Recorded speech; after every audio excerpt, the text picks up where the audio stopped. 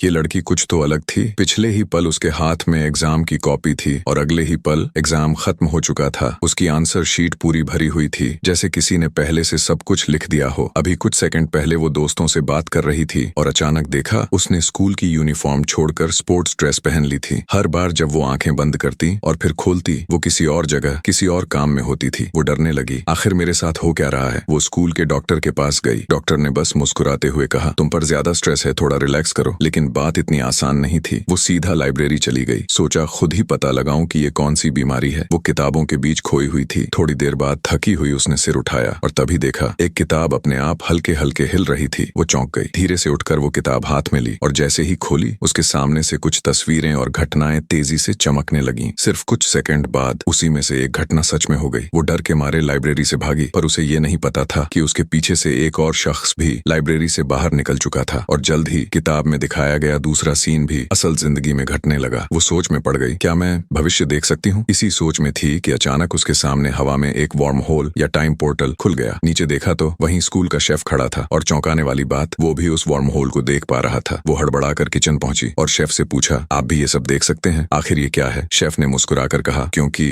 हम असली दुनिया में नहीं है, ये पूरी दुनिया एक कॉमिक बुक है। वो अवाक रह गई, शौक में थी पर अंदर से मान भी गई। शेफ ने कहा, अगर ये एक मंगा कॉमिक ऑन की दुनिया है तो इसका मतलब तुम मुख्य किरदार यानी हीरोइन हो। वो हंस दी, पर उसके मन में सवालों का तूफान था। क्या वाकई मैं ही कहानी की नायिका हूँ? शेफ ने कहा, हाँ, और इस कहानी में 3 लड़के तुम्हारे प्यार में हैं। वो सोच ही रही थी कि अचानक स्कूल के मैदान में एक अजीब सी घटना हुई। वो और उसका दोस्त शाओदुओ मजाक का शिकार बने और तभी सामने से आया नानसान, जो किसी मूर्ति की तरह रुक गया और फिर धीरे धीरे शाओदुओ की ओर बढ़ने लगा। उसी पल शाओदुआन को सब समझ आ गया। असल में कहानी की नायिका वो नहीं, कोई और है। अब सवाल ये था, क्या वो इस लिखी हुई किस्मत को बदल पाएगी या फिर वही होगा जो कहानी में लिखा है? क्या वो अपनी किस्मत बदल पाएगी या बस कॉमिक के पन्नों में खो जाएगी? जानने के लिए कमेंट करो। पार्ट 2।